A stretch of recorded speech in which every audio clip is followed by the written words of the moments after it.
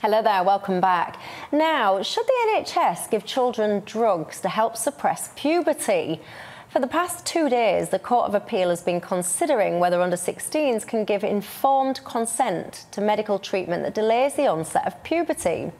This appeal has been brought by the Tavistock Portman NHS Trust after a court previously found they should not be giving the so-called experimental drugs to youngsters.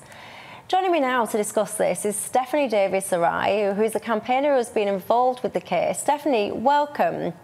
Can we start? Can you give the viewers an overview of what this case is about?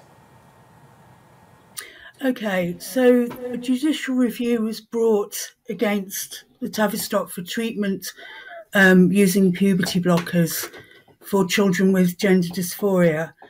This treatment has long-term effects and really serious effects such as sterility and lack of sexual function. So these are really serious side effects of a treatment that's for a psychological issue, not a physical issue.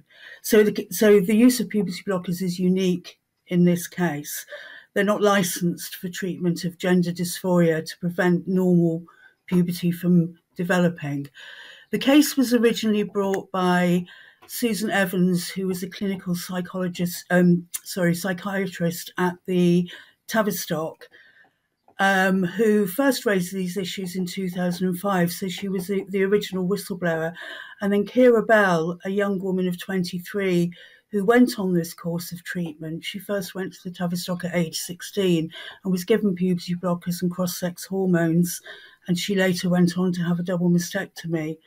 And then she grew up and as she got older, realised that the treatment had been a mistake, but it's left her with lifelong consequences that she now has to deal with. So the case was brought, Keira Bell took over the case, and the case was brought and it was heard in the High Court last December, and the judges ruled that children could not give fully informed consent, or children were highly unlikely under the age of 13 to be able to give fully informed consent to this treatment because of the lack of understanding of the lifelong consequences, and that children under the age of 16, it was very doubtful could give informed consent. And even children over the age of 16, the clinicians may need to refer the case to a family court to check that the treatment was in the best interests of the child. Now, why would the NHS want to be appealing this? Why didn't it just accept the decision? I think this treatment has been going on for 10 years. So there's a question here of if children have not been able to give fully informed consent for all of that time, then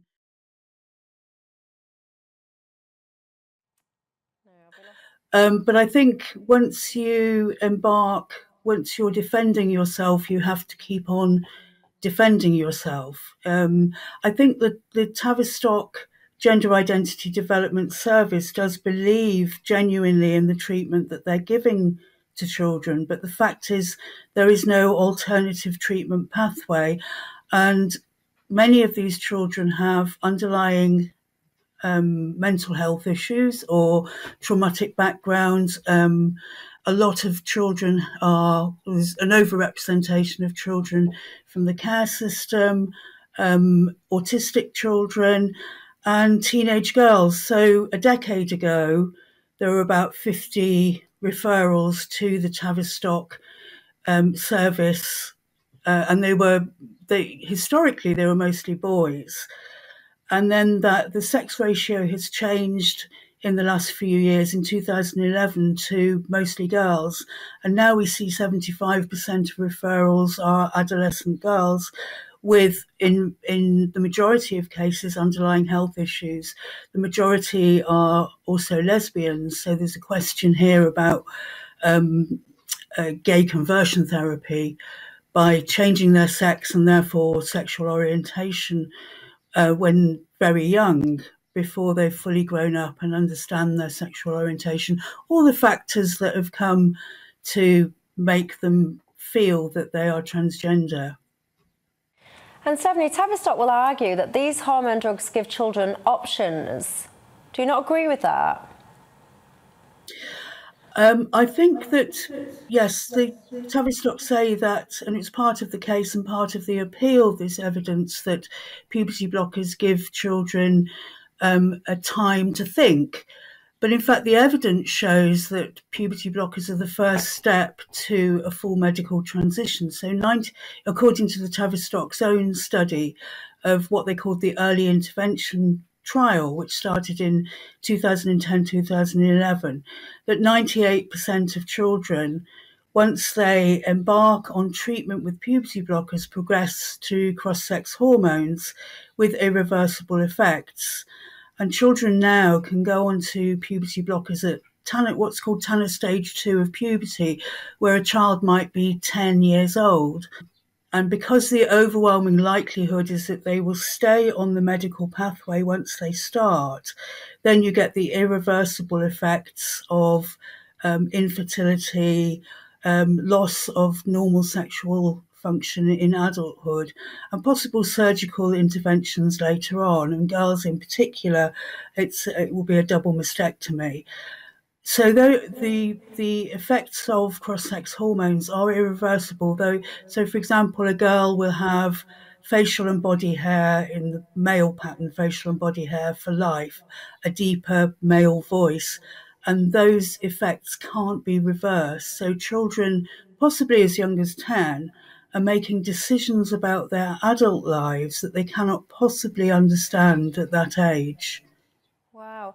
And, you know, we're talking about children here as young as 10 wanting to do this. I mean, you know, you're obviously trying to argue that that's not right. So if there is a child, or if there was a child or a parent listening to this that's experiencing this with their own child, what would you say to that parent right now?